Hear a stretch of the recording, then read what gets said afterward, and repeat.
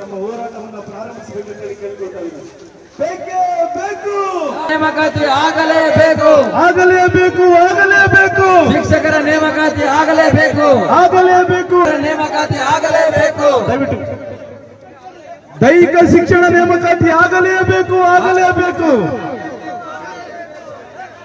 PSTR ಶಿಕ್ಷಕರನ್ನು ಸಾಮಾನ್ಯ ಶಿಕ್ಷಕರನ್ನು ನೇಮಕಾತಿ ಮಾಡಿಕೊಳ್ಳಲೇಬೇಕು, ಮಾಡಿಕೊಳ್ಳಲೇಬೇಕು, ಮಾಡಿಕೊಳ್ಳಲೇಬೇಕು.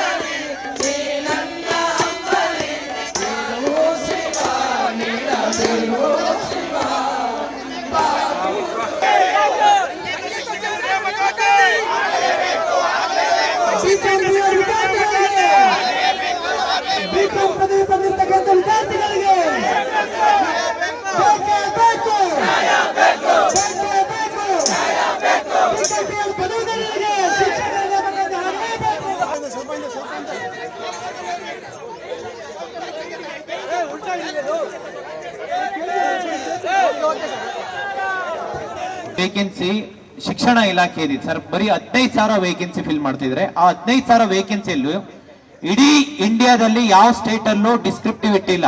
ಈಗ ಸ್ಪೆಷಲ್ ರಿಕ್ರೂಟ್ಮೆಂಟ್ ಅಂತ ತಗೊಂಡ್ಬಂದು 200 ಮಾರ್ಕ್ಸ್ ಅಂದ್ರೆ ಆಬ್ಜೆಕ್ಟಿವ್ 200 ಮಾರ್ಕ್ಸ್ ಡಿಸ್ಕ್ರಿಪ್ಟಿವ್ ಇಟ್ಟಿದ್ದಾರೆ. ಡಿಸ್ಕ್ರಿಪ್ಟಿವ್ ಇಟ್ಟಿರೋ ಅಂತ ಉದ್ದೇಶ ಏನಪ್ಪಾ ಅಂತಂದ್ರೆ ಸ್ಕ್ಯಾಮ್ ಮಾಡ್ಬೇಕಂತ ಹೇಳಿ. ಯಾಕೆ ಅಂತ ಸರ್, ಇದು ಇಡೀ ಇಂಡಿಯಾದಲ್ಲಿ ಯಾವ ಸ್ಟೇಟ್ ಅಲ್ಲಿ ಇಲ್ಲ. ಈ ಶಿಕ್ಷಕರ ಹುದ್ದೆಗಳು ಯಾವ್ದು IAS IPS ಹುದ್ದೆಗಳು ಅಲ್ಲ. ಇದು ಸಾಮಾನ್ಯ ಶಿಕ್ಷೆ ಅಂದ್ರೆ ಗ್ರೂಪ್ ಸಿ ಸಿಲೆಬಸ್. ಅದು ಗ್ರೂಪ್ ಸಿ ಸಿಲೆಬಸ್ ಅಂದ್ರೆ ಆಸ್ ಪರ್ 2021 ರೂಲ್ ಪ್ರಕಾರ 2 ಪೇಪರ್ ಇರಬೇಕು, ಒಂದು GK ಪೇಪರ್, ಒಂದು ಸ್ಪೆಸಿಫಿಕ್ ಪೇಪರ್. ಆದ್ರೆ ಇವ್ರು ಇಟ್ಟಿರೋಂಥದ್ದು 400 ಮಾರ್ಕ್ಸ್ ಸ್ಪೆಷಲ್ ರಿಕ್ರೂಟ್ಮೆಂಟ್ ರೂಲ್ ಅಲ್ಲಿ. ಅಂದ್ರೆ ಸಾಮಾನ್ಯ ಬಡವರು ಮತ್ತೆ ರೂರಲ್ ಬ್ಯಾಕ್ ಗ್ರೌಂಡ್ ಇರೋರು ಯಾರು ಎಕ್ಸಾಮೇ ಬರೀಬಾರ್ದು ಅನ್ನೋ ಒಂದು ಉದ್ದೇಶದಿಂದ ಇದು ಶಿಕ್ಷಣ ಇಲಾಖೆಗೆ ನಾವು ಗೌರವ ಖಂಡಿಸ್ತೀವಿ. ಬರೀ ಬೇರೆ ಎಲ್ಲಾ ಸ್ಟೇಟ್ ಅಲ್ಲೂ 150 ಮಾರ್ಕ್ಸ್ 200 ಮಾರ್ಕ್ಸ್ ಆಬ್ಜೆಕ್ಟಿವ್ ಇದೆ. ಅದೇ ರೀತಿ ಈ ಹಿಂದೆ ಇದ್ದಂತ 15-20 ವರ್ಷದಿಂದ ಎಕ್ಸಾಮ್ ಪ್ಯಾಟರ್ನ್ ಬರೀ 200 ಮಾರ್ಕ್ಸ್ ಗೆ ಆಬ್ಜೆಕ್ಟಿವ್ ಟೈಪ್ ಇತ್ತು. ಈಗ ಸಡನ್ ಆಗಿ ಡಿಸ್ಕ್ರಿಪ್ಟಿವ್ ಇಟ್ಟಿದ್ದಾರೆ ಅಂತಂದ್ರೆ ಇಡೀ ಕರ್ನಾಟಕದಲ್ಲಿ ಸುಮಾರು 5-6 ಲಕ್ಷ ಜನ ಬರೀ ಶಿಕ್ಷಕರ ಆಸ್ಪರೆಂಟ್ಸ್ ಇದ್ದಾರೆ. ಅವರಿಗೆಲ್ಲರಿಗೂ ಅನ್ಯಾಯ ಮಾಡ್ತದೆ ಶಿಕ್ಷಣ ಇಲಾಖೆಯಿಂದ. ಇವ್ರು ಕರೆದಿರೋದೇ 15,000 ಪೋಸ್ಟ್, ಮೋರ್ ದೆನ್ 80,000 ವೇಕೆನ್ಸಿ ಇದೆ. ಬರೀ ಕರೆದಿರೋದೆಷ್ಟು 15,000 ವೇಕೆನ್ಸಿ. ಅದರಲ್ಲಿ ಬಿಕಾಂ ಅವರಿಗೆ BEd ಮಾಡೋದಕ್ಕೆ ಅವಕಾಶ ಮಾಡಿಕೊಟ್ಟಿದ್ದಾರೆ, TETಗೆ ಅವಕಾಶ ಮಾಡಿಕೊಟ್ಟಿದ್ದಾರೆ, CETಗೆ ಅವಕಾಶ ಮಾಡಿಕೊಟ್ಟಿಲ್ಲ. ಕೋರ್ಟ್ ಆರ್ಡರ್ ಇದ್ರೂ ಕೂಡ CETಗೆ ಅವಕಾಶ ಮಾಡಿಕೊಡ್ತಾ ಇಲ್ಲ. ನಾವದೊಂದು ಚಾಲೆಂಜ್ ಮಾಡ್ತೀನಿ ಅಂತ ಹೇಳ್ತಿದ್ದಾರೆ. ಇದನ್ನ ಶಿಕ್ಷಣ ಇಲಾಖೆ ಈ ಕೂಡಲೇ ಇದನ್ನ ಅವರಿಗೂ ಅವಕಾಶ ಮಾಡಿಕೊಡ್ಬೇಕು. ಸರಿ, 15,000 ವೇಕೆನ್ಸಿಯಲ್ಲಿ ನೋಡಿ, ಇದು ಶಿಕ್ಷಕ ಸಂಗೀತ ಟೀಚರ್ಸು, ಚಿತ್ರಕಲಾ teachers, Hindi teachers, Kannada teachers ಇಲ್ಲ. ದೈಹಿಕ ಶಿಕ್ಷಕರದು ಅವ್ರು ಸುಮಾರು 18 ವರ್ಷ ಆಗಿದೆ ಸರ್ ನೋಟಿಫಿಕೇಶನ್ ಮಾಡಿ.